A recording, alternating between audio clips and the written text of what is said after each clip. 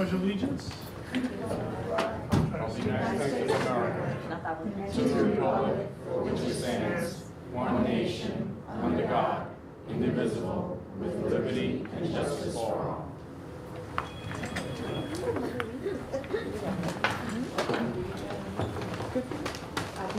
Or would you do roll call, please? Teresa, Present. Michelle, Here. Kate, Here. Gladys, Here. Lauren, here. Jesse, Here. Bridget, here. Julie, Here. Ralph, Present. Albert, Louisa, here.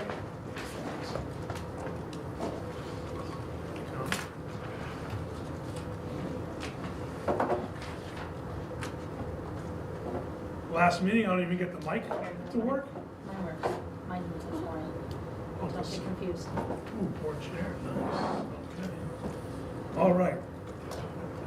So, no recognitions. Anyone for public participation that didn't sign up on the sheet? No? Even better. So we'll move on to the consent calendar. Kate, can you make that motion? I'll make a motion that the Board of Education approve the items on the consent calendar, exhibits 23-125 through 23-130 as recommended. Second. Seconded by Mr. Russo. Any discussion on that? All in favor? Aye. Any opposed? Any abstentions? Okay, motion carries. Let's see. Okay, any student representatives? Oh, I see Keely. Hi. I don't have my paper today, so I have it on my phone today. Testing, testing. Can you hear me? Okay. Get you, look at you. Oh, there we go. Good evening, Board of Ed members, Cabinet and community members. Thank you for allowing me to represent and speak on behalf of the Alternative Center for Excellence. During our flex times, the students at ACE are creating Snowmen of Hope to bring the Prax Air. This is the fourth ACE Cares School project the students have participated in for the Prax Air Center. These snowmen will have student-written messages for the Prax Air cancer patients, caregivers, and staff to read. The snowmen will be delivered during this upcoming holiday season and will decorate the waiting room. Our goal is to build 80 snowmen. Joanne told in the ACE journalism class would also like to invite you all to check out our first articles of the school year in the Alternative Times. The Alternative Times can be accessed at acealternativetimes.com and on Twitter as @AceALTimes. ACE would like to invite you all to our annual ACE Thanksgiving dinner, which will be held tomorrow, November 21st, from 10:30 to 12:30 p.m. 10:30 a.m. to 12:30 p.m. The ACE Thanksgiving is our way of saying thanks to the community for all the support that we've received over the years. This event is made possible in collaboration with the Abbott Tech Culinary Program and donations from student learners. Lastly, ACE is beginning preparations for our annual Breakfast with Santa. This event will take place on Saturday, December 13th from 8:30 to 12 o'clock. The event will include a pancake breakfast, holiday crafts, and photos with Santa. The event is hosted by the ACE students and staff. Thank you all for allowing us to share what is going on this holiday season at ACE. Have a wonderful break and stay ACE strong. Have a nice day. Thank you. Thank you, Kate. Thank you. Have a great holiday break. Any other student reps here from high school? Okay. Presentation. Superintendent's proposed budget 24-25, all right. Thank you, Karen.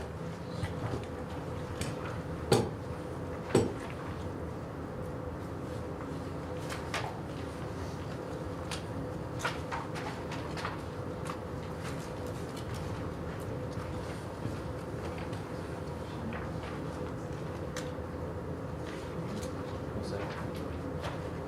Mike, are you changing? So good evening, everyone. Let me start. One, I've asked the team to make a slight update to the title of the packet. I have superintendent's proposed budget initially, and this is preliminary budget instead. And the board might recall what we're doing this evening is typically about 2 months ahead of how we usually roll out budgets, usually not until January. And so things are still changing kind of in real time as we continue to get feedback and clarifications from departments around the district. But I wanted to make sure that the board going into the break, and really the city of Danbury going into the holiday break, had an opportunity to have an idea of what the ask was ahead of our January meetings. And so going to the next page, the board might recall I had previously shared a budget calendar and asked for a review by the board in a finance meeting dating back to October. And so what you see here is really an illustration of where we've been and where we are going regarding the budget process.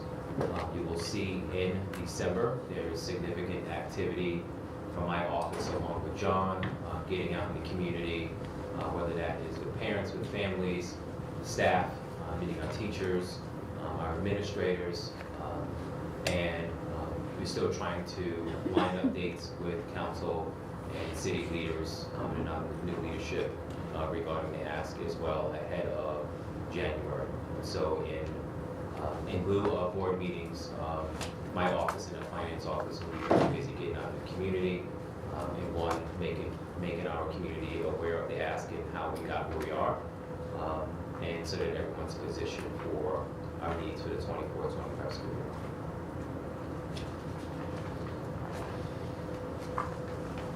And so I want to start with some initial growth numbers with the board and the folks watching at home and people who are here this evening. And so dating back to the 17-18 school year, we had almost 11,500 students, 11,483 students. This was our October submission date. And you might recall slides previously shared with the board. While the remainder of the state is continuing to decline in enrollment, we've had a steady increase to date. And you will see the difference between our 11,483 and 17-18 and a projected enrollment for 24-25 at 12,300 plus, which is a plus of 800 students since 17-18. And I think when we did some quick math on this, it's a little over 7% gain since 17-18, while again, the remainder of the state is continuing to decrease in enrollment. These numbers have increased so much, and of course 800 students is the size of a middle school in our district, increased so much that we have received and gained the support needed to open up a new building to help offset some of this growth across the district. The next slide I want to bring your attention to is enrollment growth from our ML population and special ed population. And this is really where we even further distinguish ourselves from the rest of the state. With the highest percentage of ML students in the state of Connecticut, we've grown by a staggering number of 40% since the 17-18 school year. And these are the supports we are continuing to try to support, provide support in our classrooms and our schools across the district. These last couple of years, particularly while we've had COVID relief monies, we worked really hard to try to provide additional staffing to provide support to classroom teachers, but also pull out classes for multi-language support as well. And you will also notice that the special ed enrollment has not increased certainly at the same rate, but the needs have certainly increased over our last couple of years, and particularly with our PBS staff that we've needed to provide social emotional support for students across the district. And this is a little bit different from your packet, and so the next slide on the floor says requested versus actual. And I would like to bring your attention to the 17-18 school year. And again, this is given some context and some background so that you understand why we are where we are as a district. So going back to the 17-18 school year, our request, and at this time we had 11,483 students in the district. Our request was 131 million plus, and we were funded at a number of 128 million plus. And you will see the other column meaning difference, and that was the gap versus our ask versus what we were afforded locally here. And you will see those numbers going down And so every year it was 135, we received 132, 139, we received 135. And then I want to bring your attention during the enrollment years when we really started to increase, particularly during the pandemic. When we got up to 11.9, 11.8, we went down because during COVID, we did not have a lot of movement just for that 1 year. But then we got another bump in enrollment again at 11,843, 12,109, 12,114. This number is 631 up to this year with an anticipated increase for next year, and that's where we landed on the 800 plus number. The reason why I'm pointing this out, there's a couple of things. One, you will see in the 2021, 2022 school years that significant gap where we did not come close to receiving our ask. We were fortunate in that over the years, particularly since 17, 18, my administration, the administration that I served under with Dr. Sal, there was an ask, and the gap was always filled with Alliance, was filled with Title I, was filled with Title II, and that's how we were able to address the enrollment increases across the district. Then when we started to receive even more students, quite frankly, the ESSER funds came at a critical time and really served as a lifeboat, as we had in our budget book last year, if you recall the analogy.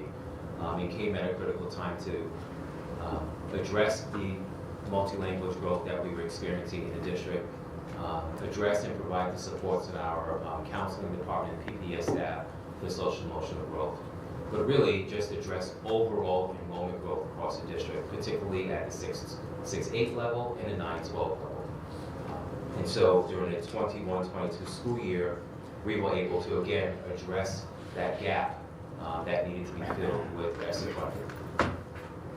We articulated last year and the year before the previous administration that this financial cliff was indeed coming without a significant investment locally and from the state as well.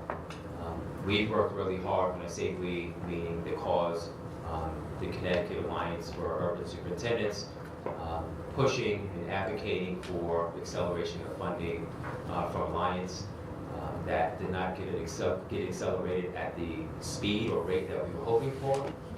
But there are additional monies coming, and I want to make sure I speak to that at the close of our presentation this evening. And so we have been able to, the point being, address the gap that exists in terms of monies needed for staffing and to support student needs has been filled with ESSER over the last 3 years.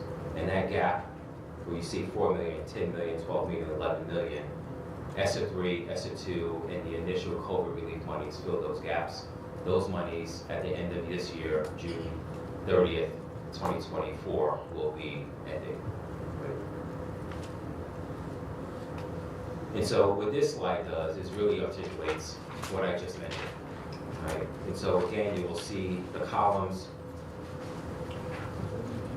school year 17, 18. This was at the end of your packet initially, but it was better to go to the front. Grant revenue subtotal. What page is I'm that? sorry, it's the very last page, and we reshuffled it, but it's in the front. It's the last page.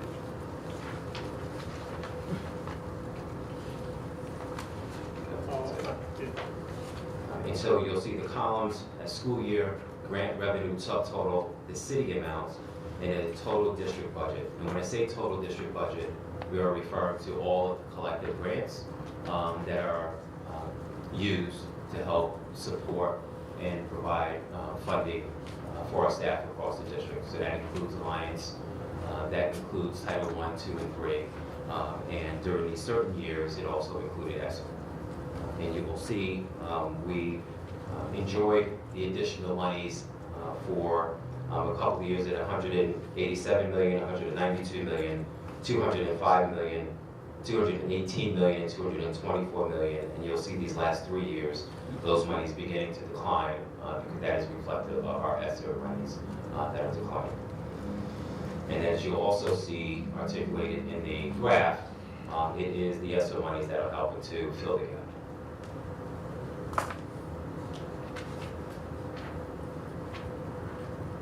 And at the time, so this is, and this is going back to the slide, it says the cliff. It's like this table here. And now everything stays in orange. That's the second page or second, third? Give everyone a moment to get to the back. It should be right after the moment. Just before.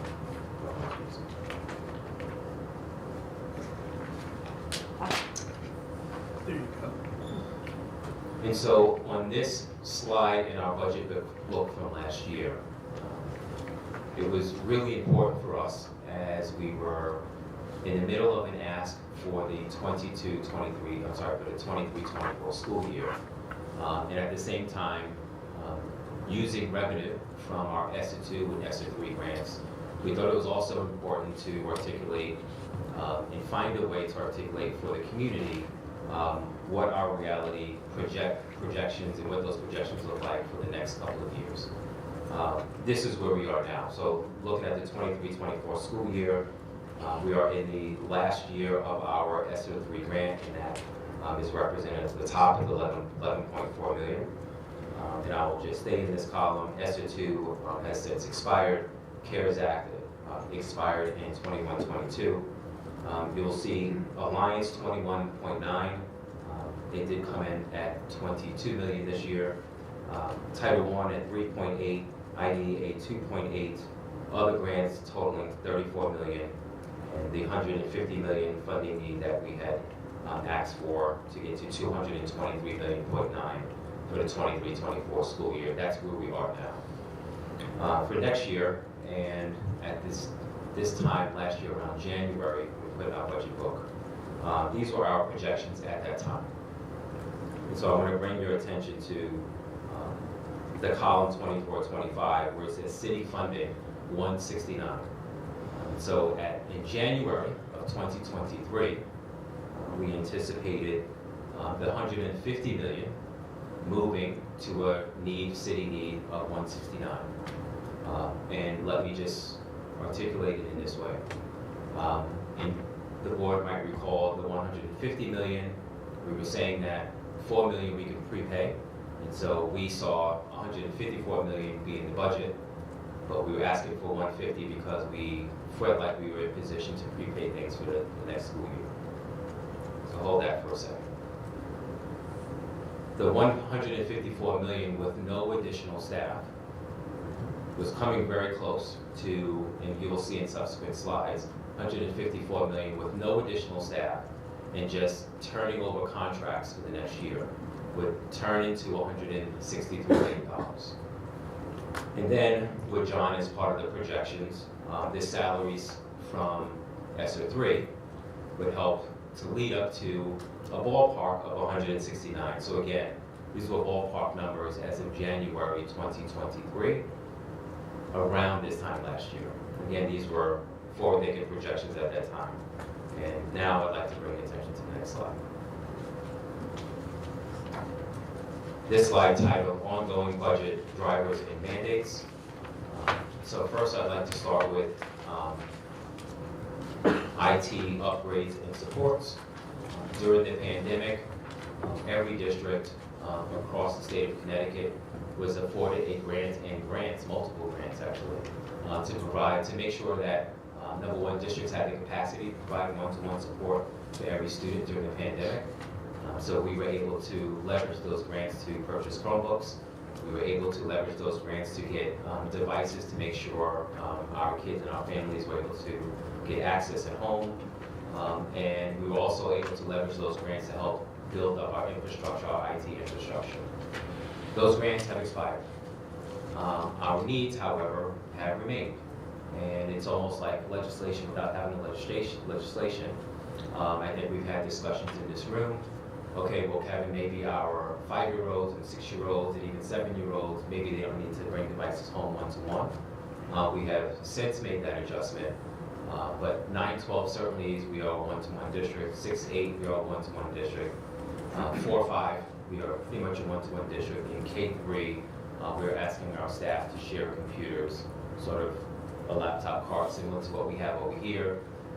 and we found some efficiencies so that we're not asking our kids to take them home. That is also true in middle school as well, because frankly, we couldn't afford the maintenance on the laptops and Chromebooks because we were finding they were just too damaged and we couldn't fix them and turn them back over to students in a timely fashion. But the point being, it's a new cost given where we are as a district.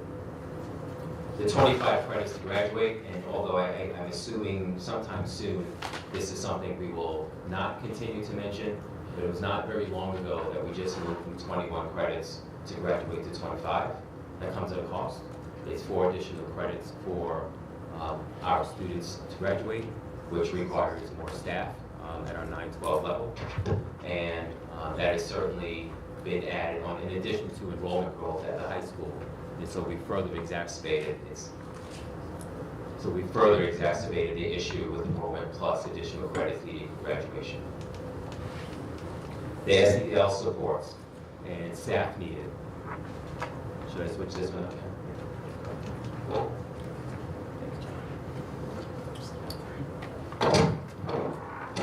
This microphone is just making its way down. Thank you, Lauren. And so SEL supports and staff. This is another, I think as a district, we will always need guidance counselors and support staff to help our students provide social emotional support for students. I think this is even more true post-pandemic. I think this is something that we have realized across the system. And we were struggling, of course, at the high school just to maintain our normal ratios, not to mention the social workers and psychologists and guidance counselors needed across our other buildings across the district. School safety enhancements, and when I say safety enhancements, certainly I want to start with the advocates, and certainly we've made some increases over the last couple of years. But there's also been infrastructure that we've had to invest in as well. And so that infrastructure, which has included some mini construction across the district, as well as some opportunities to pursue some grants. Obviously, that was not covered by the general budget. Special ed population increases, multi-language population increases, we've talked about both.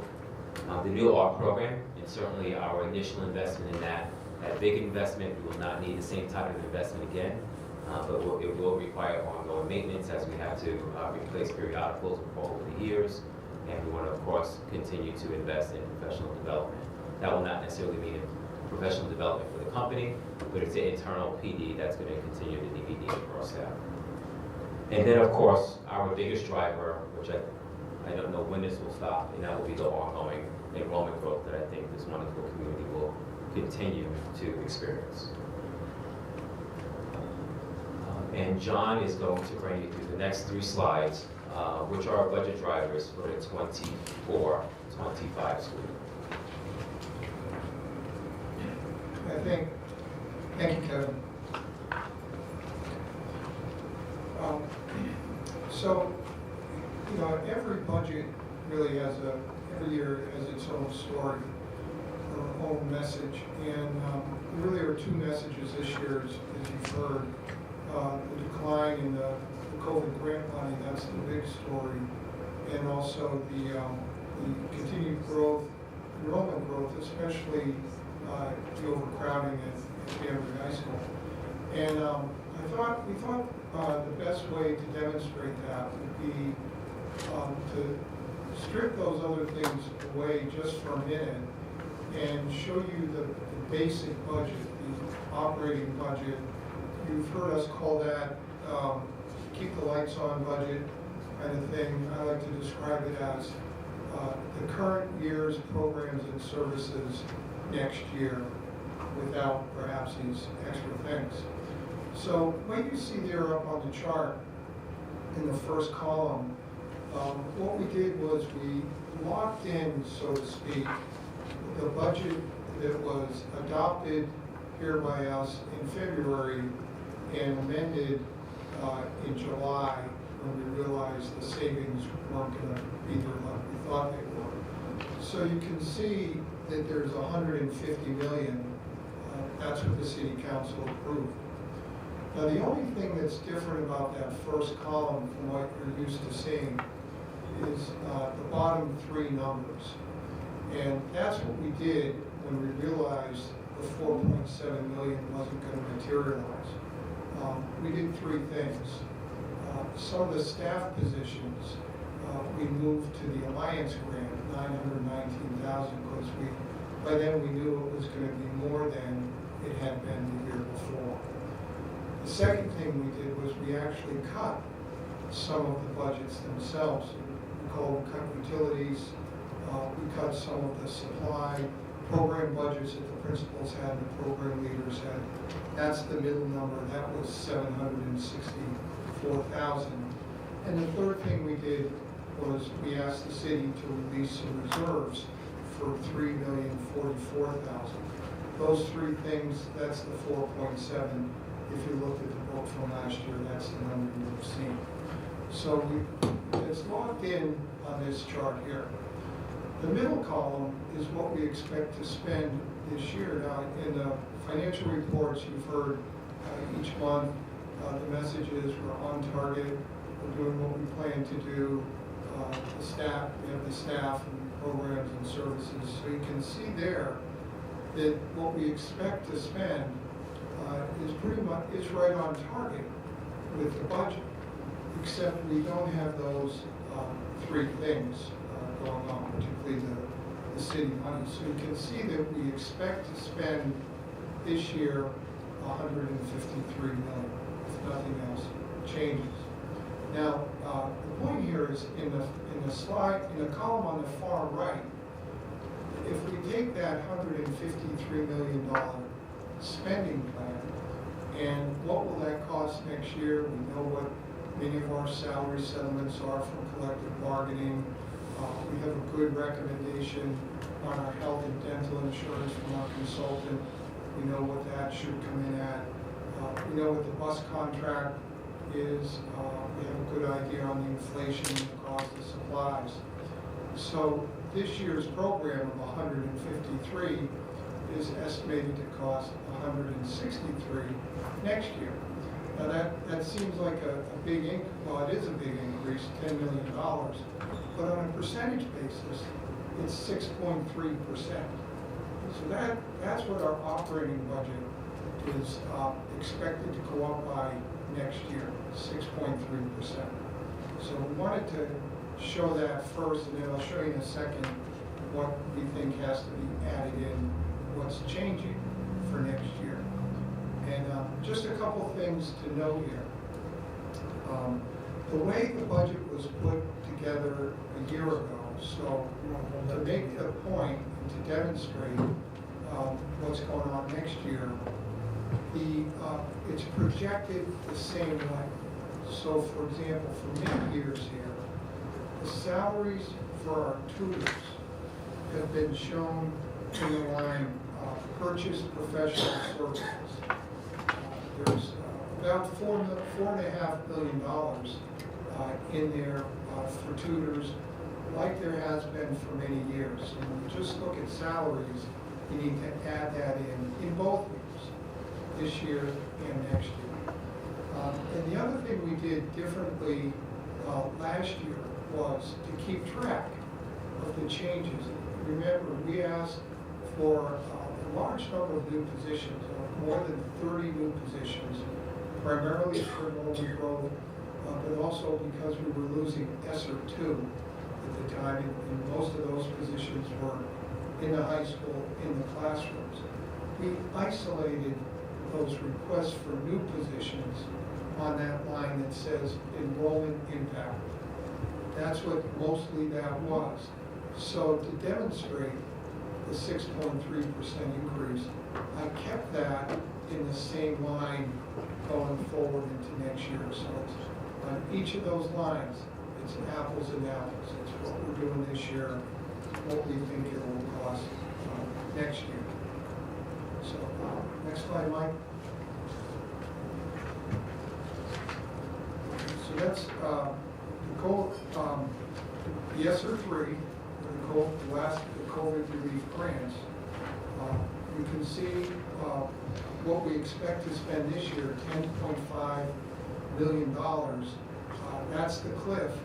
That's what you saw. It's not the 11 million we thought we'd have last year, because we still have some vacant positions that were assigned to the grant. So we don't need to carry those forward into the operating budget. But you can see there's salaries there and services, and that's a big number. So when I say there's a couple stories in every budget, this is the main story. This is the main driver. This is the biggest reason why things are going on. Next one, Mike. And so what this page, though, shows is we've put everything together. So what you see there, just get to the right place. As we looked at things a little closer, we don't think the Paris settlement is really a budget driver the way we thought it was. It may have been this year, but not next year. But the change in the special ed laws up until age 22, we've talked about that a couple of times. We think we will need some staffing, not only for that mandate, but also for the increase in special ed students we expect in the preschool program, if not the elementary program, generally K-5. So you'll see there, when you add those together, about the same amount of money we're asking the city to release this year, about $400,000. And then what we plan to do is occupy the Cardis building at the beginning of April a year from now. What we've heard so far is it will be ready by then. We don't think it's smart to wait till July to move in. There's just too many things you have to think about when you're starting an academy program like that, or a high school operation, middle school with 1,400 kids. And so what I've put in there is one or two of the administrators coming on early with some support staff to help with those plans and help with the planning, get everything ready. So they would come in April according to this budget.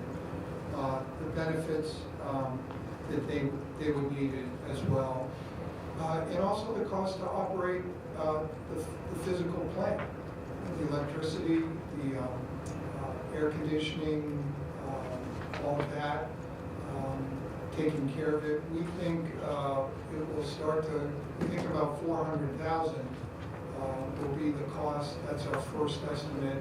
That's going to be looked at a lot closer in the next couple of weeks.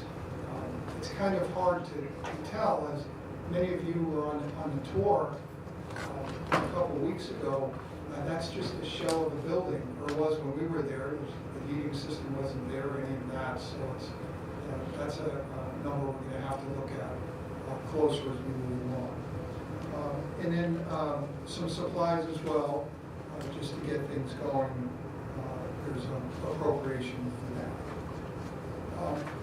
We also continue to see the need for technology and security in some of our operations. We're asking for additional safety advocates next year, some grant seed money to allow us to get some grants. But we also need more technology. As we just become more technological, K-12, things have to be replaced as technology marches on. And you'll hear more about that as we get into it, but that's becoming a bigger part of everyday experience for students and staff. But the second biggest driver after the ESSER is the overcrowding at Danbury High School. The original plan was to have that ready this September, not next September. But that doesn't mean the kids haven't come, and many of them are here now. as you talk with Principal Donovan, and I'm sure we'll have him come in to speak more about it.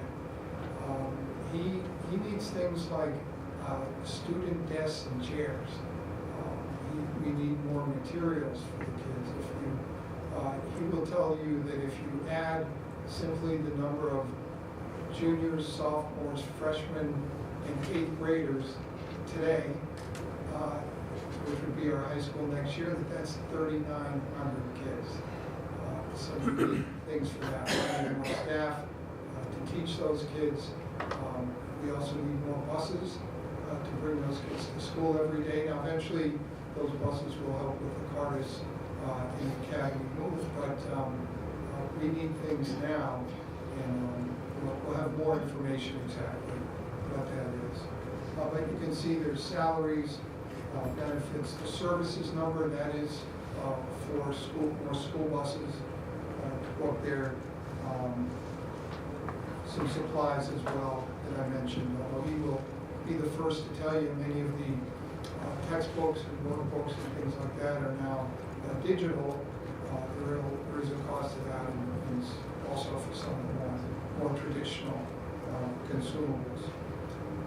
And then finally on the list there, it's probably not the best name, CRC academic support staff. But most of those is to meet the needs that the superintendent described with really tremendous growth we've had in the English language learners over the last few years. A number of bilingual positions there, both teaching and some paras as well. Some world language teachers there too that have come in. And we'll have a list for you exactly what that was as well. But you can see when you start to add all those other things, that's when we've totaled it down there 16 million.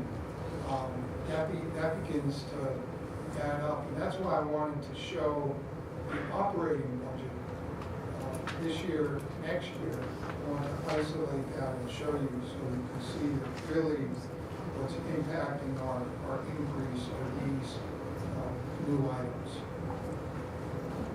Next slide.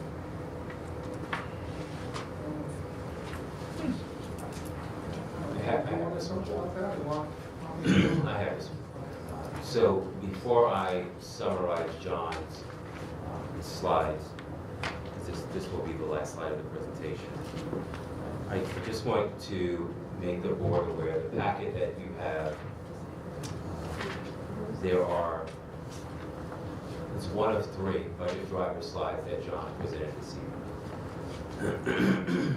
And on the budget driver 1 of 3, which is numbered, yours is not numbered, this, we thought it was best that you knew that it was adding up, and so that's why it was important that we did 1 of 3. But you will also notice that one row has disappeared from the original because there were no numbers at all, and we made sure that the final column was also accurate.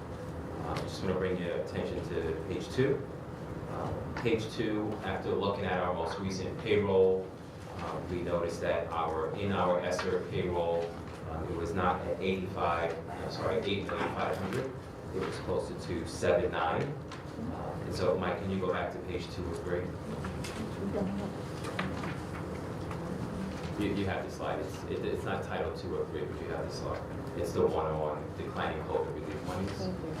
And this one initially said proposed 8.5 million, and then expected 8.5 million. We made that adjustment to be more consistent with our current payroll, right? And so we had vacancies that were sitting in the ESSER 3 grant, and so because they were vacancies, we decided it was probably best to try to get closer to what the real numbers are today.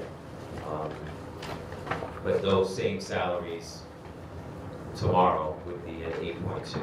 And so that's why you see that adjustment there. Then Mike, can we go to page 3 of 3? Then last but not least, before we get to the summary slide, the Paris settlement, we looked at our projections for next year when rolling over salaries, and felt like we had already captured the Paris salaries, and so that's why we crossed that out. And so at the bottom, you have a 5 million number, we reduced that by 500,000. And then the next two lines where it says special education, and for our legislative, that was a typo, that was supposed to read special education pre-K and then special education K-12. The numbers are the same because we're anticipating four to five positions depending on where we land with kindergarten enrollment. And so that one says budget drivers new. That should have been right after your budget drivers COVID. And now, bring your attention to the final slide, which is budget drivers totals. And so John had mentioned previously carry forward increases would be a plus $13 million, and that's taken us from a 150 million to 163. This is not if we do not have one more student, and this is really just moving our salaries forward.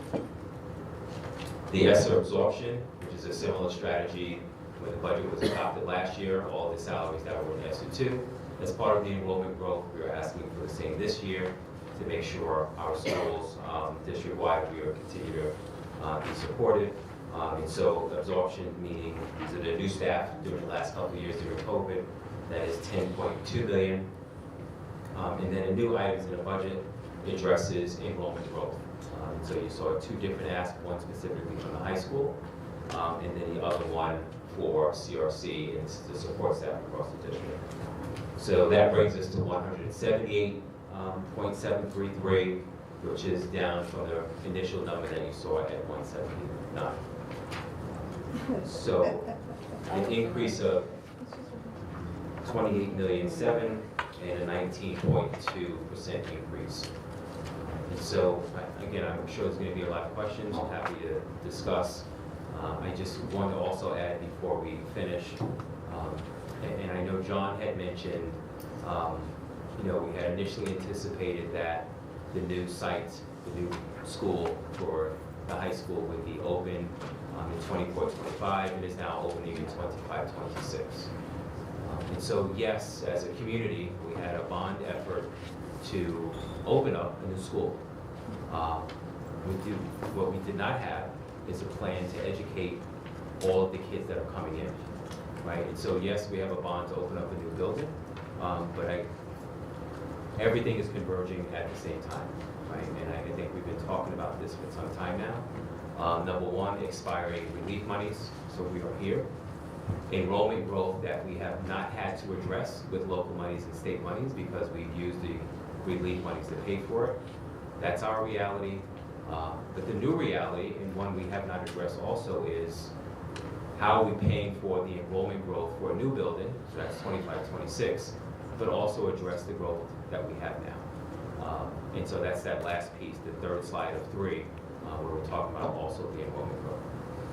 And so I understand there's a lot of work ahead for us. We are beginning to get a little bit more clarity around the additional revenues coming into the district in 24-25 and 25-26. Typically for Alliance, we typically see about a $2 million increase year over year. As I had pointed out earlier, there's been strong advocacy for accelerating early funding of Alliance. We're almost there. It's not really been accelerated, but next year we will look to receive a $7 billion increase in Alliance funding. And in addition to that, we are also mindful of the 2 LEAP grants that we have that we hope will not be expiring anytime soon. So those LEAP grants is a 1.0 and a 2.0 that add up to a little over $1.1 million, which will continue to help provide supports for learning engagement and attendance program. And so any staff that are eligible under there also helps our bottom line. And those 2 major grants will help chip away at this ask of $29 million. I also want the board to be reminded of we still have monies in our reserves. And so whether we have the opportunity to tap those reserves now or later, from our latest calculation, it is our understanding that we have $5 million eligible to be reimbursed back to, not reimbursed might not be the right word, but that we can tap at least up to $5 million. Again, during the pandemic, these were monies that were not exhausted during the pandemic because our staff did not go to the hospital, and so we had a significant reduction in claims. That's the reason why the reserves were built up during the pandemic. And so from our perspective, it's time now, particularly given this critical time, to go back to tap those same reserves that built up. And so, again, we see an increase of $7 million in Alliance, a little over $1 million in LEAP, and $5 million that we will certainly figure to be part of our strategy in terms of our ask when we finally have a finalized request for the 24-25 school year. So knowing there were questions, I just wanted to leave it on that note. A lot to certainly unpack. And so understand the board chair, there may be a lot of questions, so we're ready to answer. Sure, we'll go around. Teresa? Thank you. Question, you said there were some budget cuts. In those budget cuts, are there any significant positions that are eliminated? Okay, so when you talk about budget cuts, you're talking about the slide that John was referring to? Okay. So, Mike, can you go back to that slide? And that's page 1 of 3.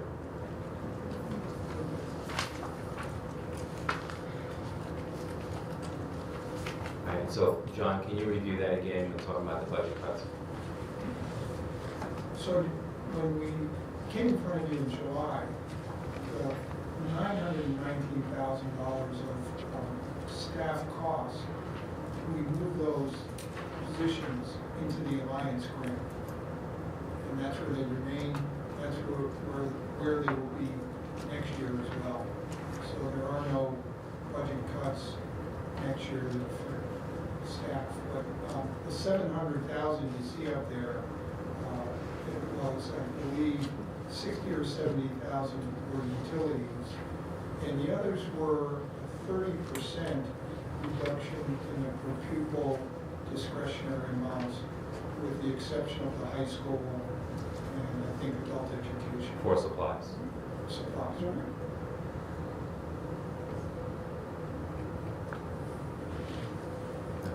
Anyone else? Louisa? Can we get updated slides with the correct numbers? Yes, sure. And also, the $5 million in additional reserves, that's not including the $4 million that we're currently asking to draw down on? That's in addition to that?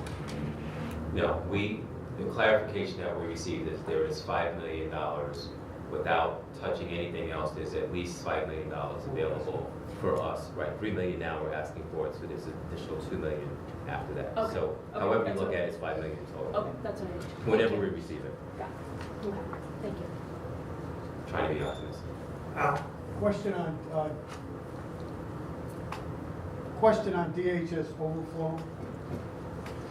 Are those full-time positions? And I'm thinking the overflow work was, we were paying overtime to cover that.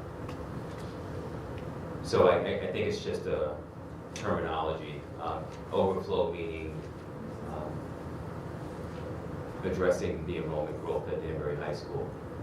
And so it's that 1.1, that $1,050,000 is reflective of the new ask for enrollment growth at Danbury High School. That's what that's for. Full-time? Yes.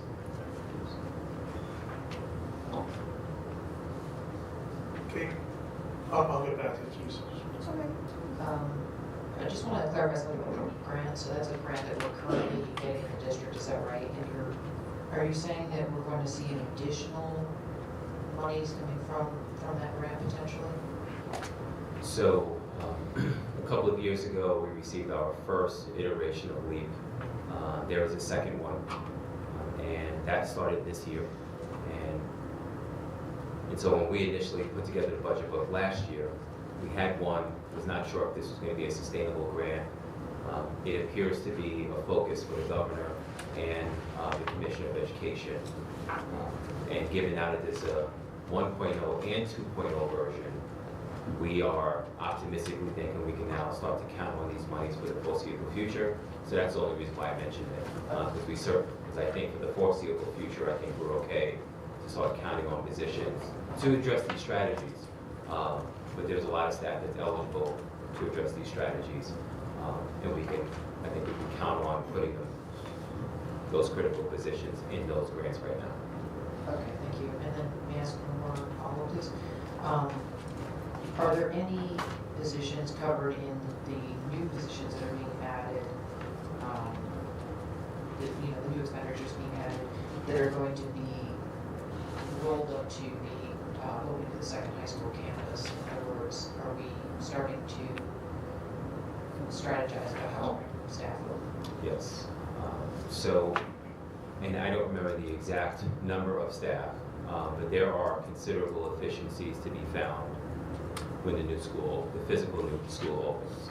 We will be moving over, I don't remember the number, maybe someone can look up on the computer, see if they can find the slide, so we can circle back in this meeting. But any teacher that we're hiring today will still be able to address our bottom line when the day comes when we can open up doors for the new building. But our reality is Dan has a projection of 3,900 now, and we need to make sure we address those needs. We just reviewed a formula as a team this afternoon, and just trying to find if there's any room, whether 9-12, 6-8, K-5, all of our schools are at capacity. And when I say formula, I mean staffing formula, which is kind of used across districts across the country. Just trying to see if there's any opportunity. And Dan, quite frankly, is right at that door. And I think you can argue at a school with 3,900 kids in the building, he probably should have more. And we're trying to make sure he has what he needs. And I know this board has had an opportunity to be at graduations in June. And that's an amazing and lovely day in every regard. But I invite you to go to the cafeteria and see what 900 kids in our cafeteria looks like during lunch. So Dan, his administrative team, his teachers, anyone supervising in that building, it's a struggle every single day. And it's across our district, obviously. But we need to make sure that our building, our staff, our kids get what they need. And so this ask is reflective of that as much as we can. But we will need more when the building opens. That's 25-26 budget. Yes. Scooper? Mr. Watson, thank you, and John. I think this information is very clear, and I think anyone reading it can read it and digest it. My question being, not so much a question, I think when we talk about how much funding we need, we spoke about the growth from one year to the other. We talked about the dollars that we receive from one period to another, and how much that money was and where it left the school system. So I say, I don't know how this is going to be put into our budget coming in January, but I hope that some part of this will be injected in it so people can see and don't rely on other people giving them the information about the school board budget. But to me, this is very clear. What the number is going to come out, the big number is going to come out, we don't know that, but we've talked about it. I guess what I'm sort of want to get down to, and I think we talked about this at Finance Committee meeting, the grants, and how certain grants are embedded in the line items, and so those grants can be sort of separate instead of just embedded in the other numbers with the budget. And some of the people, especially new people, don't understand that. Okay. So I just want to say I really appreciate it. And the pages that you corrected those numbers on tonight, if you could make sure that we get it out to board members as soon as possible and correct those numbers. I don't want someone to be eating turkey and talk about the numbers they got, and then there's a different number. Thank you. Thank you, Ms. Jesse? So, obviously, you guys have been working hard at this, so we appreciate it. Thank you, Jesse. We talked briefly at one of the meetings. As far as our academy goes, I see that you guys put some numbers together. Is moving equipment included in these numbers? It is not yet. It is not. Okay. I didn't think so. It is not. And I'm smiling, Jesse, because we know it's going to be a bear. Yeah. And then I know we spoke about possible tents for the high school. Is that something that? That is also not included. So, but we are working on, in real time, is trying to collect the data for this cost. And I failed to mention earlier, we thought it'd be really important to try to set up a meeting with our local delegation around these special costs associated with this gap year. Mm-hmm. And so, you know, the board is aware of looking at alternative spaces or venues for potentially our high school students to go to, that nothing ever really materialized from that. But the point being, with that also meant some type of funding would have needed to be secured to make that happen. I think what we're trying to put together now is identify exactly what these different kind of costs, because these are not typical costs associated with educating our kids. Tents, heating the tents. Wait a minute, the tents are closed. We need supervision inside of the tents. We're moving offices from this building. Oh wait, we have to move a quarter of the teachers at Danbury High School. And for the board members who recall what it looked like when we moved our kindergarten teachers from our 3 schools, that's nothing compared to what it would look like moving teachers and staff out of the high school. We just haven't had time to put those projected costs together yet. So we just need a little bit of time, but we're hoping to put together some preliminary costs quickly and draft something for our local delegation to see if we can drum up some even more support for monies, because outside of these asks, we feel like there are different asks that we need to be requesting from the state regarding this really challenging time right now. All right, thank you. But just want to say one thing. This is kind of the pattern, right? When like we added on the west side, we added on to the high school, and now with the new building, it's easy to go out to bond and get the money because money's cheap with the reimbursement. But staffing it and filling it with stuff never gets figured into that number.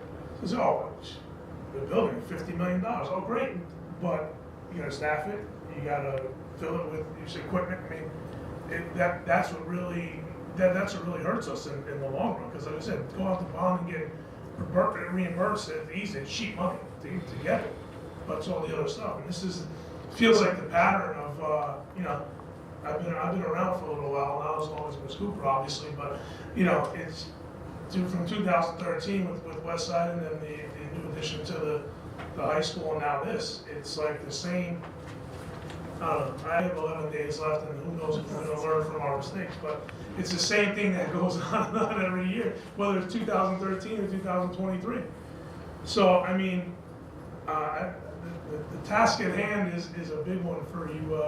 See some newly elected members out there in the audience and the re-elected members here. So this is a big one coming forward. But anyway, it's off on a tangent. Bridget, yeah. I just wanted to clarify that, so there are significant one-time expenses next year that are not yet included in the projected expenses. Correct, that's correct. Do you have a ballpark for what that would be? I do not. I'm looking at John, but we've been racing trying to get this ready. John, So I think what we're talking about the need for tents, primarily to serve meals. That could be a school lunch fund expenditure, not part of the budget. we're hoping. We're hoping. And also the move itself, you know, we really can't do that until school is over in late June, so maybe that could be a July activity as well in the following budget. We'll have to talk with the school principal. And Bridget, to your question, some things we were looking at as late as last week, during the 21-22 school year, where we were challenged with trying to be really creative with social distancing. And so one of the things we were looking to at that time for Danbury High School were tents for outside. And then now what will happen if the weather is too cold to send kids outside? So then we explored the idea of heating the tents.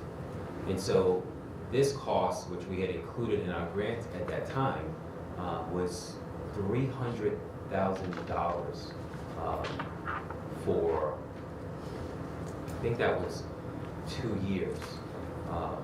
And So those are some initial numbers that we were looking at, and that was just to heat tents. That had nothing to do, once the tents close, you need additional supervision in every tent. And so those are some initial numbers that we were looking at, but that was a couple of years ago. And then the team and I were discussing, well, why wouldn't we buy the tents? So then, of course, well, we might need some additional staff to maintain the tents. There'll be some liability associated with the tents. So we're exploring what that would look like, et cetera, et cetera. So we're still trying to figure out what the best approach is on this, but I think regardless of what we do, I think we're gonna need an outlet to feed students because it's unhealthy, unsafe with the existing conditions we have right now. And if you go to Danbury High School tomorrow, you're gonna see kids inside and outside, and Dan said even during the cold weather, they'll go outside just because they just wanna go outside. But we don't want kids going outside when it's 40, 30, and 20 degrees to go eat, just because they don't have a place to sit down. And so that time is coming, we need to make some decisions here, so. Teresa? What demographic are you expecting in the increase? I assume you have the ESL staff, additional staff you're hiring. You must know what demographic you're getting. So I will start with the vast majority of the increase at the high school is coming up that bubble that we've had 4th and 5th grade, and now middle school. So you might recall Rogers Park was over 1,000 last year, over 1,000 the year before, and now that bubble is at Broadview Middle School. And certainly, and now we have 1,100 at Broadview Middle School. And so it's really our demographic that's already in the district, and that's moving up to the high school. And it's really just the demographers' numbers that are let me back up. Our requests are for the existing kids that we have to make sure we can support new kids coming up to the high school. But it's not as if we're losing so many at the middle school that we don't also need that ML staff at the middle school as well. So you're right in that we have multi-language staff in that number, that $1 million ask from the CRC. But that's for students moving up to the high school that we don't have supports for. We will not have supports for when those kids move up. So you already know the demographics. Right, because this is just reflective of who we have right now. And yes, SLAM's projections are an additional couple hundred kids, but I don't have the exact demographics that we're trying to address. Outside of the 40% increase that we had talked about for the ML students. So there's no additional coming from outside the community? We don't have those projections exactly yet. We will have them during registration. We will know in real time as they come in, the new ones. Certainly over the last couple of years, we continue to get students from other countries and continue to get students from New York area as they come to Connecticut and enjoy the lower taxes. And we're an entry point into the state, and we continue to get folks from outside of Connecticut, mostly coming from over the border from New York, whether that's Brewster or Lower Westchester or New York City. We continue to see that. We'll do a couple more questions. Mr. Wilson? Yes, sir. Did I understand correctly? Presently, we are, ML students are 34 to 36%. And so we are going to increase 40% of that 34 or 36%? I'm sorry, no. So the 40% number I was referring to, it's going back to 2017-18. We've grown by 40%. This specific population has grown by 40% since 17-18, which by far we have the highest percentage in the state of Connecticut, which is your number, the 36%. I'm sorry. Right, we have the highest percent in the state of Connecticut. And then our over 4,000 ML students, even though we're nowhere near as big as Waterbury and New Haven and Bridgeport, we still have the most multi-language learner students in the state of Connecticut, which is, I think, says a lot about how unique we are as a district in the state of Connecticut. Thank you. Thank you. Michelle? I have some confusion on. Talk to them. Sorry. I have some confusion on the enrollment numbers. I went back and I looked at the February ask of 2023, and it said that our current enrollment at that time was 12,210. We had a meeting on November 8th that we were provided an enrollment of 12,088 with several students that were waiting to finalize registration, and we were looking at something around 12,198. So now I'm looking at this document, it says we're at 12,114. How many students did we add last year? Right. And I'm looking for that because we allocated 2.6 million for that growth. It looks like we are under the number that we actually were at last year, yet we are, what was the number? I wasn't here for the finance committee meeting, but it was like 1.9 million, or you had mentioned another number today. It's not on the document. So I'm a little confused. 2.6 million for how many students last year? And I think we're looking at like 96 students or 100 for this year, and we're adding. So I'm just confused with the enrollment and numbers. They've been fluctuating in the paper everywhere. And that 100 students is significant, as well as when you look at the second language learner, you're going from 17,000 to 51,000 to 76,000 or so per student, depending on their need. So 100, students, if 40% are, second language learners, I'm a little confused, and I can't really decipher where we are. Okay. So one, I think you described our enrollment movement in this district perfectly. These numbers reflect our October 1 submission to the state. And so at the time, year over year, what you're seeing are numbers, it's in a gray bar right now. 12,114 is the number submitted to the state of Connecticut as of October 1st. But typically, we will see right after October 1st, we're continuing to get enrollment. More kids are continuing to come in. In January, we will have another wave, as we always do, particularly from other countries. So that number will increase. Yes, sure. Interject just to, so October 1st, can you just explain the significance Absolutely. of that? I think that might be Thank you, helpful. Laura. You're welcome, sorry. And for Michelle, but Michelle knows this because she's been in these discussions as well, but for everyone, there is a date, and particularly for districts like us, it's really important that the state of Connecticut, they need a number for your enrollment, knowing that it always fluctuates at different points in the year. And so October 1st is the date for districts across the state of Connecticut when we have to submit a number for enrollment in a district. Our reality, however, as we're trying to, Michelle, well, what is the date? In some other districts, it more than likely doesn't move as much as ours. But we will typically have from October to December one number. It will go up in January typically. And then in June, we will clean up data because we will find maybe 30 or 40 families have left Danbury Public Schools. But maybe 50 families have just been added in over July and August. So we will have this up and down, fluctuating enrollment. And the October number is the number that we have to submit to the state, and that's what you're seeing here.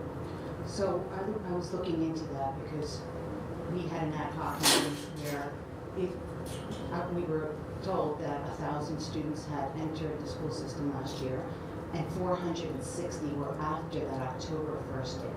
That's a significant burden on the district. I looked into to find out. I'm sorry, 1,000 new students? We had 1,000 new students enter this last year, and 460, according to City Council ad hoc meeting, were after the October 1st date, which is what you're saying, that the state doesn't capture anybody coming after But October 1st. I'm sorry, wait, just interject. We did not have 1,000 new students. We've only had 800. No, we didn't have 1,000 new students in the district. So I just wanted to make sure I understand. Last year, I guess, the registration, my understanding was that 460 came after or enrolled after October 1st. Is that accurate? That was provided by City Council. That's what I'm working off of. That led me to inquire as to when does the district actually stop capturing our students. They changed the law this year, and it actually extends, I believe, to January. So we will at least capture any kind of students that register after October 1st. Not really seeing anything after that January through June timeframe. So we will, or the state should pick up some of the students that you're talking about, at least for our benefit of the taxpayer. But I guess these numbers are really important. I know you were looking for demographics, right? I don't know if those numbers came in and that's why they got adjusted in the last 2 weeks as far as what the enrollment is. But, No, we I didn't, we think didn't that's- adjust the enrollment numbers in the last 2 weeks. the ones that we looked at on this document here of November 8th was only 12,000, it's a much lower number. That's what I'm saying. Right, It's those like are- they changed, right. 12,088. It's going, but that's my point, it's going to change. These are October 1 submissions, so this is a static number. That's the number we were showing you in real time, what the data was as of that date when we made the presentation. All right, so the number that you had last year that had 12,210 currently, that was submitted in February, that documentation was created Because that was in real-time data at that October or time. whatever, But November. October 1 submission was 12,109. But there was fluctuating enrollment whenever we made that presentation. Okay, so I think that's what's confusing, because this document here says we have 12,210 students last year. That makes sense. We are Because that means overcrowded. That means at that point of the presentation, that's how many students we had in the district at that time. Yeah, all right. I'm just wondering how, literally, if we could have a solid number, how many students enrolled last year for that 2.6 million that we extended? And then this year, is it 96 students? And what is that number? Is it 1.9 that we're looking at? I can give you a solid number if you Please. give me a solid date. So if it's October to October 1, then I can give you a number. If it's January 1 to January 1, I can give you a number. But I can't promise that number is not going to go up and down, because it is. Could I just add something to the question? Because it came up at the end of the finance committee meeting last week. It's a good question. Not sure what the answer is. But it was pointed out that the people that were asking to add this year are already here. They're in the ESSER grant. We're asking to add them into the operating budget. Last year, the 2.6 million, most of that was because the ESSER 2 grant was expiring. We're adding all of those people for the increase in enrollment. And it's the same thing we're looking at here. Bridget? Have we made any, I don't know if there's been any progress in the potentiality of working with our cooperative school districts at Touch Danbury in order to move some of our students into those districts for next year. I know you had mentioned before that Reading was a possibility and that there was an agreement signed with them. Is there any way to push the potential partnerships so that we can alleviate some of the high school crowding this year?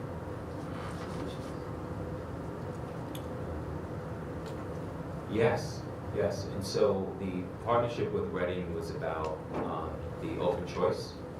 And that would be a very different conversation from what we're talking about this evening. And if we think that's a strategy that can help, I would have no problem reaching out to superintendents, who of course would need agreement by their local boards of ed.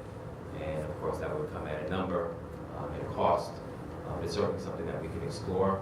But I do want to also share and update the board, the Open Choice Program. They are looking at offsetting at kindergarten, like elementary grade levels, and starting with a cohort of about, I believe it was 10 to 12 students per year. And the idea would be they would be in 1 or 2 schools. So Michelle, Teresa, Al, Luisa and I will be friends, and we would move up together. But not in a way where they're going to take a significant number of elementary kids from kindergarten, first grade, second grade, third grade, and help with our enrollment and overcrowding issues.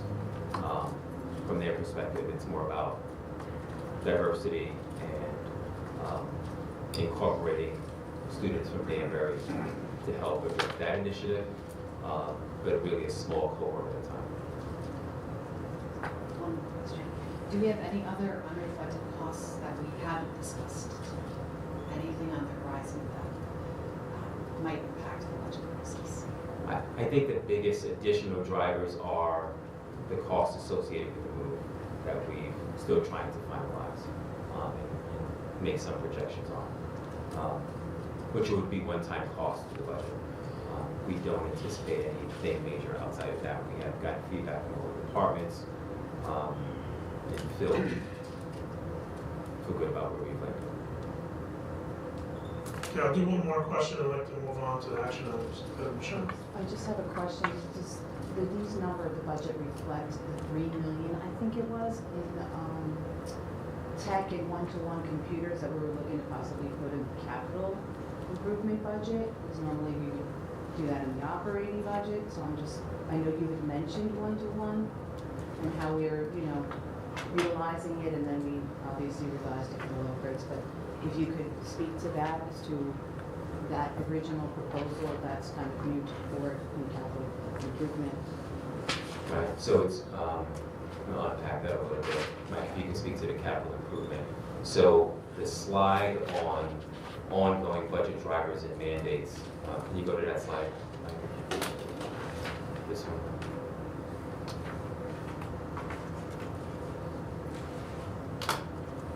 And IT upgrades and supports pre-pandemic, and I don't know exactly what the number is on staffing, but you can be assured that we have additional staff post-pandemic that no longer can be paid for by grants. And we have additional computers, technology in the district that also no longer can be paid for by grants. And so in real time, we're paying for those additional staff and additional technology now.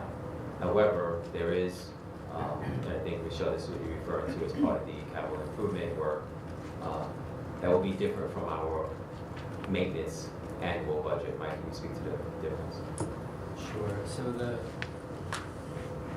what this slide points out here, the IT upgrades and supports, this is really things that came out of the challenges we had over the summer, additional security measures, but it also accounts for that large army of staff that it takes to maintain those devices.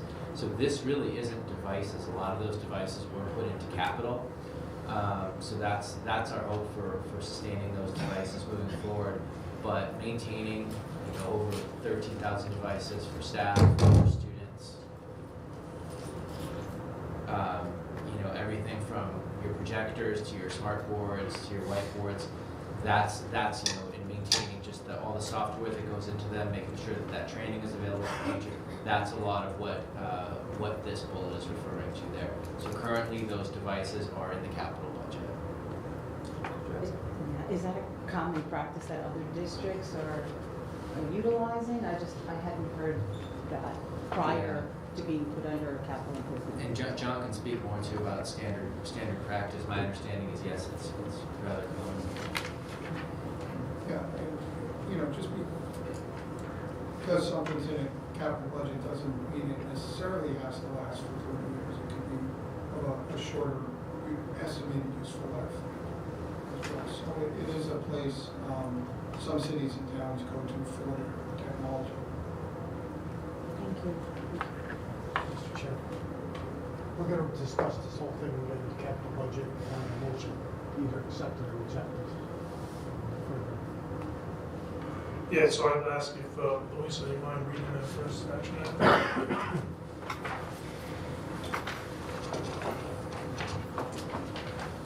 Action item A, DHS Science Lab Improvement Specifications.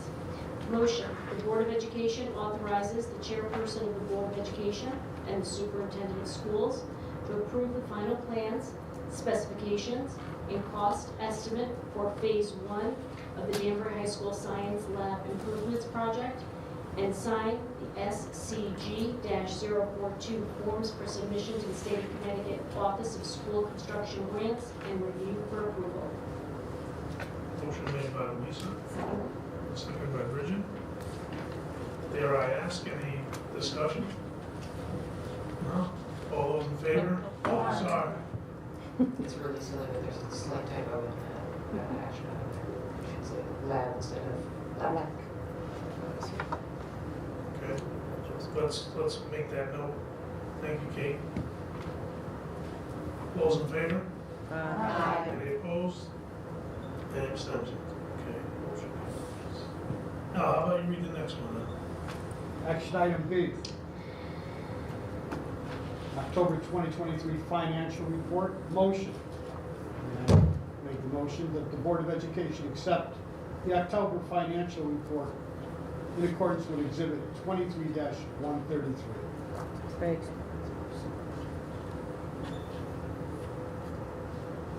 Okay, motion made by Al, Second. second by Jesse. Any discussion? All those in favor? Aye. Any opposed? Any abstentions? Okay, motion carries. How about C, Bridget?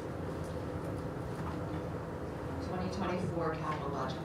Motion that the Board of Education approve the 2024-25 request in the amount of $12,680,000 as recommended by the Science and Facilities Committee on November 1st, 2023, and in accordance with 23-130. Second? Motion made by Bridget, seconded by Kate. Any discussion? Discussion? Go ahead.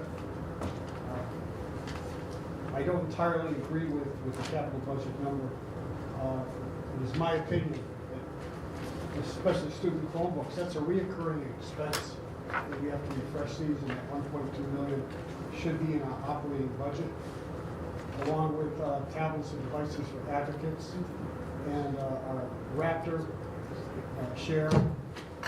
So that is my dissenting opinion. Okay. Anyone else? I didn't hear what you said, Mr. Chairman. What's that? Was he reading here? He was just making a statement that he doesn't approve of it, but he could, And even you reading the statement, I'm sorry, even reading the statement, I didn't hear what he was saying. you want to repeat it? If I may. Yeah, could I hear it? Yes, please. Mm-hmm. It is my opinion that putting the refresh of student tablets into the capital budget, in my opinion, is not appropriate because it is a reoccurring expense. Student tablets, advocate tablets, and the technology for the Raptor program. I believe that belongs in our operating budget rather than in a capital improvement. Thank you, now I can hear. Thank you, Al. Thank you, Al. Okay, let's go to the vote. All those in favor? Aye. Any opposed? Aye. Mr. Russo? Aye. Michelle Coelho, opposed? Any abstentions? Okay, motion carries. Thank you. Superintendent's report. Excellent, and good evening again, everyone. And I'm going to take this opportunity to start with this, our academies of Danbury. I know I included this in the board update last Friday, but we had an absolute amazing day last Thursday in the school district. We had 900 students participate in our career exploration fair. They went to the sports dome in 2 waves, and they were greeted and welcomed by Danbury administrative team, Danbury staff, not all staff, but available staff, and over 60 plus community organizations and partner businesses across the Danbury community. At the tables, they provided, oh, and by the way, one of those community organizations was Danbury Public Schools and our HR department. And Lauren Daly representing the organization that she works with at Texas Roadhouse, so it was really well represented that day. Over 60 plus organizations represented, and at every table, so there were 60 tables across the turf field at the Dome, and our kids walked into this space prepared by their teachers, their career exploration teacher, Every student had a detailed questionnaire that they were supposed to ask the people on the other side of the table. The folks on the other side of the table talked about their businesses, talked about what employees do at their respective companies. And it was an absolute amazing day in almost every regard. Our companies, and I think I also articulated this in the letter to you on Friday, but we just overwhelmingly, companies and organizations shared how much they appreciated our kids' engagement throughout the day, how much they appreciated how engaged they were throughout the day. It was really something special to see. And we had banners everywhere. You walked in and it looked like our Super Bowl. It really did. It looked like our Super Bowl, and that's really what it was with Danbury Public Schools. It's November now.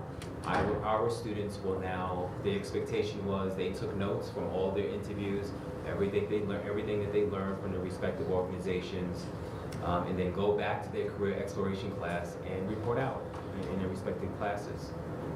And then this will soon inform what pathway and academy our kids will apply for in the lottery for the 24-25 school year. So really excited. Those decisions and that selection process will start in the spring. I believe it's March or April. And then students will learn about what academy and pathway they've been selected in. We will be working really hard to make sure no students do not get at least their first, second, or third choice. And Dan seems to be very confident that will indeed happen. He's able to honor those requests for electives now and sees no reason why they can't also be honored for pathways and academies. So we're really excited about where we are right now. It really was an amazing day. Second, on Wednesday evening last week, and I know we have found an opportunity already to celebrate and applaud our Danbury 2024 Danbury Teacher of the Year. But I think it's worth repeating. I had an opportunity and honor, the opportunity to escort Ms. Christine Miller to the Teacher of the Year ceremony in Hartford last week, where all of the respected honorees were honored at this event in Hartford by the governor and by the Commissioner of Education and the board chair for the State Board of Ed. And so every recipient got a picture with the commissioner and the State Board of Ed board chair, and yours truly for Christine Miller. So it was really a great day, and true to who Christine is as a person, as a teacher, and as someone who continues to give back in his community. I really had to talk this lady out of going to an event where she was volunteering that night. And I said, Christine, I just need you to take this one night and just it be about you. And she thanked me in an email the next day for encouraging her to go and participate. Her husband was there, her two boys were there, and I think they all went out afterwards. So it was really a wonderful evening. It was really nice to see some of our own folks get applauded at statewide, where everyone was being honored that evening. So I just wanted to make sure I had an opportunity to share that wonderful evening and see our own get applause from everybody in the audience that night. And two more items, quick updates for you. Annual meeting is the same date next week, in December, but it has been moved to 7 p.m. So I just wanted to make sure on December 6th, everyone did have that adjustment on their calendar.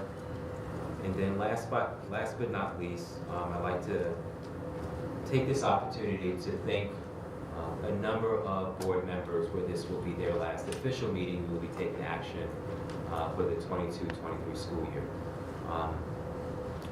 I did not anticipate this much turnover in this election, so I will just start there. But I also want to say I appreciate the service and the dedication from every board member in this room this evening. And I particularly want to extend a heartfelt thank you on behalf of the cabinet to our board members who are going to be leaving us after tonight. And so we have left a little on behalf of the cabinet and I and the remaining board members left a token of appreciation for Jesse, who has been with us now, and just as we were getting to know you, and frankly, Jesse, I really appreciate everything that you've done for the district and working with the board and working with us. It's been truly appreciated by the team and I. Bridget, I want to thank you for coming in and filling in like Jesse, and backfilling a seat that had been vacant. You've truly been received well by the team and I really appreciate everything that you've done also for the board and for the Danbury community. And Julie, I know I've had an opportunity to say this to you already. We really appreciate everything that you've done in the short time you've been on the board. I know you were really quiet in the beginning, but in your own way, you found many ways to support this board and support the initiatives in this district. You will be missed, like Bridget and like Jesse, and I just want to thank you again. And you don't want me to say Mr. Russo, is that right? Al. Okay. And Al, I've had an opportunity to know you a little bit longer than the other people I just mentioned. And dating back, and you handed in your Chromebook this evening, and handed in your pass this evening, your ID badge. And it kind of took me by surprise, quite frankly, because I wasn't prepared for it. And it kind of brought a little finality to, like, you're really going to be leaving us. I will miss you. I will miss working with you on the Finance Committee. I'll miss seeing you at graduation. And I will miss your collaborative nature in these meetings and outside of these meetings well. And appreciate your service and dedication to the board, so thank you, sir. Thank you, sir. And last but not least, I'm going to say this and try not to cry. Tears of joy. You won't be the first to cry, too. So, Board Chair, Professor, I want to take this opportunity to thank you. And I know this position is, in many ways, a thankless position, because I know how hard you must work to make sure we all continue to work together as a team. When you stepped into this seat as the board chair, I think my team and I had a sigh of relief because we know you, and there's some comfort in working with someone certainly that you know. But I think what I also learned as a superintendent working with you the first time at this level is that you're supportive in every way, and it's okay that it's your way. Like I mean that genuinely. I mean that genuinely, because everyone's different. So whoever the board chair is, I recognize and appreciate as a superintendent, that person is going to be different.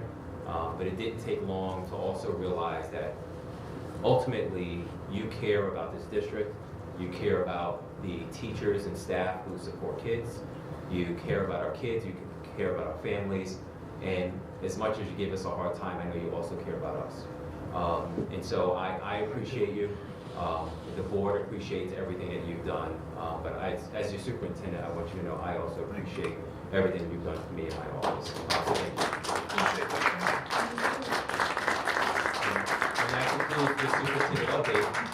Outside of thanking everyone with these things, and I hope everyone finds some time to recharge during this Thanksgiving break. And just be reminded to be thankful for all the blessings that we have as a community, as a board, and the people that we serve. So thank you so much. Thank you, Kevin. Appreciate that. So the final board chairperson's report of, I'll get my thing up. So first off, I just want to say congratulations to the newly elected people going to be serving on the board. Good luck. You guys will need it. And congratulations to the members that were reelected. You're going to need some luck too. So I just want to, and also say that, like I said, I've been on a couple of different boards, but one thing I will miss, and I say this every time I'm back on and back off, it's the people. Sometimes the process is a little difficult and the politics get in the way, but genuinely, I feel this group and groups I've served with before genuinely care about the overall goal of the district. And as a chairperson, it was a little easier this time around dealing with people, because I think that, you know, the experience and it was more of a team effort than it has been in the past. And I'd just like to say thank you all, and it was a great pleasure to work with all of you and the cabinet. Look, you guys have a hard job, and you know, you guys do the best, you know, you can with what you have, and we appreciate that. And as a board, you know, we're volunteers, and you know, so we appreciate the, you know, time you spend on the later meetings after working the whole day in this thing. And you know, I genuinely feel that this group here, as well as the cabinet, and Mr. Walson, thank you for the kind words. And you can cry with the tears of joy when you get in the car after this. But I mean, I think overall, you know, it's a job for you guys, but there is a caring about it that you guys, you know, show when you're doing this work. So I like to say I appreciate that. And that's about it for me. Just want to say thank you all the way around. Thank you. Any other reports from the floor? Teresa? Yeah. This is what you get when you send me to the Cape Convention. We were reminded about a March 15th report due to the state about our plan for diversity hiring. Is that in the works, or has it been done? I thought you were going to say how much you were going to miss me. I know. That too, Ralph. It is very much in the works. It has been, you see it in the referenced in the strategic plan and also in the superintendent's goals. It's very much in the works. In years past, we've been working on it, but we have not had the legislative requirement to turn it into the commissioner. So we will be on track to have that done. And right now, we're working on folding some grant applications in with that plan as well. So hopefully, after the turn of the new year, we'll be able to report on some additional grant funding, but also keeping with the terms of our increasing diversity plan. Thank you, Kim. All right, anybody else have anything? Ms. Cooper? I would just like to say, Get this on the mic. I would just like to say, I will miss you. I hope I get the opportunity to have some kind of conversation with you once you leave office. And I really appreciated our time working together. And it wasn't all good time either. So I just want to say thank you. I wish you the best. And I want to thank you and the administration for, this is about you and the team that's leaving us.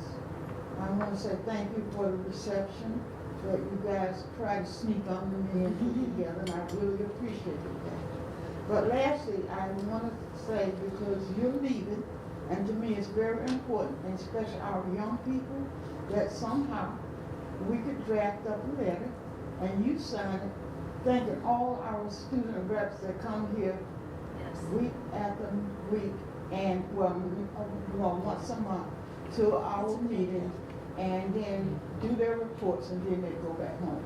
And I think it would be very appreciative, this is your last signing, for you to sign it so they can see it. We can make that happen. And we'll talk to We'll put Karen. something together. All right. Okay, thank you. So that's my final motion to adjourn. Move. Second, so moved. Who's that? Ms. Cooper? Yeah. And Al? All right, all those in favor? Aye. All right. Happy Thanksgiving. Happy